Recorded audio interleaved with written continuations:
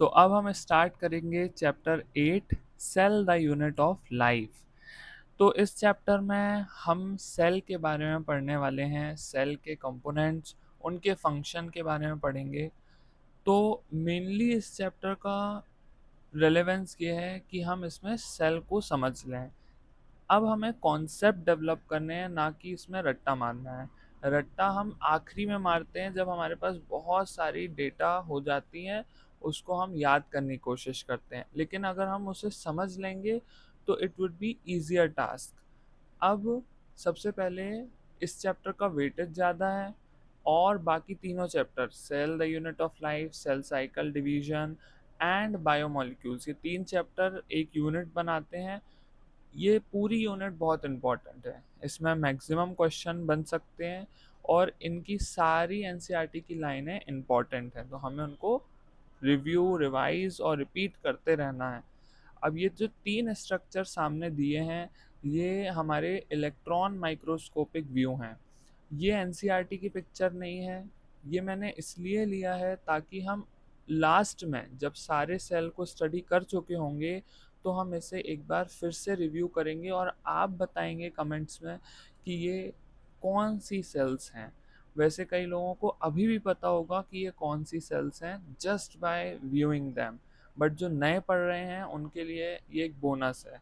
क्योंकि हमें at the end हमारा टास्क क्या है कि हम सेल्स को आइडेंटिफाई कर सकें, उनके कंपोनेंट्स के फंक्शन को आइडेंटिफाई कर सकें। तो हम लास्ट में इन्हें रिव्यू करेंगे। अभी हम बढ़ते हैं इंट्रोडक्शन की तरफ। इंट्रोडक्शन में हमें पढ़ना है व्हाट इज़ अ सेल। तो हमें सबसे पहले पढ़ना है what is a cell. Cell क्या चीज़ है? सेल को समझने के लिए सेल के हमें टाइप पता होने चाहिए। सेल के क्या टाइप हो सकते हैं? सेल यूकैरियोटिक और सेल प्रोकैरियोटिक। ये हम आगे भी देखेंगे कि ये क्या है, ठीक है। बट बेसिक मैं आपको बता दूं, यू और प्रो। सबसे पहले हमें बायोलॉजी को हमेशा अप्रोच करना चाहिए उनके वर्ड से। हम नहीं जानते ये वर्ड्स को क्योंकि हम तो इंडिया में हैं, हमें हिंदी लैंग्वेज या इंग्लिश लैंग्वेज से हम ज़्यादा यूज टू हैं। बट ये जो है ये लैटिन या ग्रीक शब्द होते हैं। अब इसमें यू का मतलब जो होता है, इसका मतलब होता है न्यू, और प्रो का मतलब होता है ओल्ड, ठीक है। और ये जो कैरिया है, कैरिया का मतलब होता है न्यूक्लियस। तो कहीं भी आप देखेंगे कैरिया, ये आपको न्यूक्लियस को इंडिकेट कर रहा होगा। तो यू का मतलब होता है न्यू न्यूक्लियस एंड ओल्ड का मतलब ओल्ड न्यूक्लियस। तो ये ओल्ड और न्यू क्या है? बेसिकली इसका सिर्फ मतलब ये होता है कि जब हम न्यूक्लियस को सेल के अंदर देखते हैं, न्यूक्लियस सेल का एक पार्ट होता है ना, ये सेल की आउटर एनवेलप है और ये अंदर जो प्रेजेंट होता है ये न्यूक्लियस होता है। अब न्यूक्लियस के अंदर कुछ चीज़ होती है, वो हम आगे पढ़ेंगे। ये न्यूक्लियस की जो कवरिंग है, अगर ये प्रेजेंट है तो हम उसको न्यू टाइप ऑफ न्यूक्लियस कहते हैं, है ना। और अगर ये कवरिंग एब्सेंट है, सिर्फ उसका मटेरियल प्रेजेंट है, तो हम इसे क्या कहते हैं? Old type of nucleus. तो ऐसे ऑर्गेनिज्म जिनमें न्यूक्लियर कवरिंग प्रेजेंट है उन्हें हम यूकैरियोटिक ऑर्गेनिज्म कहते हैं, और ऐसे ऑर्गेनिज्म जिनमें ये एब्सेंट है उन्हें हम प्रोकैरियोटिक ऑर्गेनिज्म कहते हैं। इसके अलावा हमारे पास और भी कई सारे फीचर होते हैं जो यूकैरियोटिक और प्रोकैरियोटिक ऑर्गेनिज्म रिप्रेजेंट करते हैं, शो करते हैं। वो हम आगे पढ़ेंगे। अभी हम सबसे पहले सेल को एक तरीके से और डिवाइड करेंगे, जैसे यूनिसेलुलर एंड मल्टी सेलुलर। ये हम बचपन से पढ़ते आ रहे हैं, बहुत छोटी क्लासेस से, कि एक सेल और बहुत सारी सेल्स, ठीक है। तो एक सेल का ऑर्गेनिज्म, यानी यूनी मतलब वन, सेलुलर मतलब सेल्स, तो यूनी मतलब वन सेल, है ना। एक सेल का ऑर्गेनिज्म, तो ये कोई चौंकने की बात नहीं है। एक सेल से भी ऑर्गेनिज्म बन सकता है। एक सेल का जो ऑर्गेनिज्म होगा वो अपनी इंडिपेंडेंट लिविंग को इंश्योर कर सकता है। यानी अगर कोई ऑर्गेनिज्म आपके पास एक सेल भी है तो वो भी क्या हो सकता है, लिविंग हो सकता है। यही हमारा क्वेश्चन 2 है।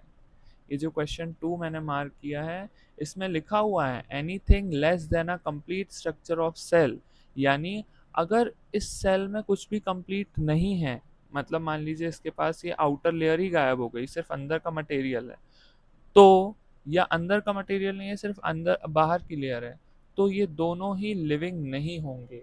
ठीक है, anything less than a complete structure of a cell does not ensure independent living, वो इंडिपेंडेंटली लिव नहीं कर सकता। तो क्या वो किसी और चीज के ऊपर रह सकता है? तो आंसर इज यस। हम इसको आगे पढ़ेंगे जब हम डाइवर्सिटी पढ़ेंगे, है ना। डाइवर्सिटी में हम अलग अलग ऑर्गेनिज्म पढ़ेंगे, तो ऐसे ऑर्गेनिज्म होते हैं जो इंडिपेंडेंटली नहीं लेकिन किसी और पर रह सकते हैं, उनके पास सिर्फ या तो अंदर का मटेरियल होगा या तो बाहर का मटेरियल होगा। तो हम इसको आगे चैप्टर्स में पढ़ेंगे। तो क्वेश्चन 2 क्लियर है कि anything less than a complete structure of cell does not ensure independent living. अब सेल को इसलिए हम क्या कहते हैं, fundamental, structural and functional unit of all living organism. सारे लिविंग ऑर्गेनिज्म के लिए ये स्ट्रक्चर का भी काम करेगी और इस पे जो भी फंक्शन होगा उससे हमारी पूरी बॉडी के फंक्शन रेगुलेट होंगे, तो वो फंक्शन भी रेगुलेट करेगी। तो सेल से क्या क्या होता है, सेल स्ट्रक्चर यानी हमारा जो फ्रेमवर्क है, हमारी जो बॉडी है वो भी बनाएगा,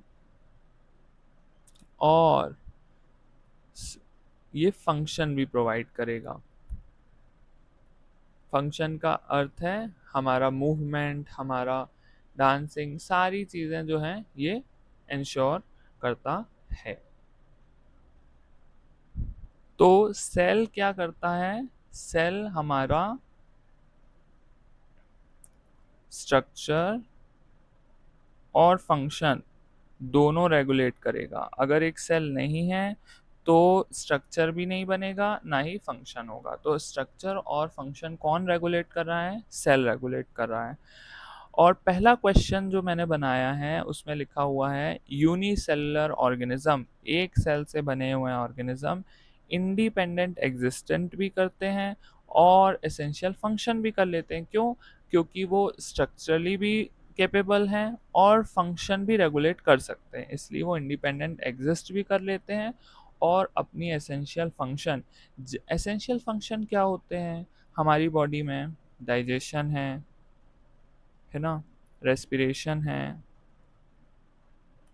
रिप्रोडक्शन है, और भी एक्सेट्रा, बहुत से और फंक्शन होते हैं जो एसेंशियल होते हैं। अब हमें सोचना चाहिए कि एक सेल है, क्या हम इस एक सेल को नेकेड आई से देख सकते हैं? तो नेकेड आई से हम एक सेल को नहीं देख सकते। We can not view a single cell from naked eye. What's the reason? Simple reason is कि वो बहुत छोटा होता है, इट इज़ वेरी स्मॉल। कितना स्मॉल हो सकता है, माइक्रोमीटर तक भी जा सकता है। तो जब वो माइक्रोमीटर तक जाएगा तो इतना स्मॉल सेल हम देख ही नहीं पाएंगे, 10⁻⁻⁶, है ना। इसके लिए हमें एक इक्विपमेंट चाहिए। वो इक्विपमेंट क्या है, माइक्रोस्कोप। माइक्रोस्कोप किस लिए होता है, ताकि हम छोटे और चीज़ों को व्यू कर सकें, है ना।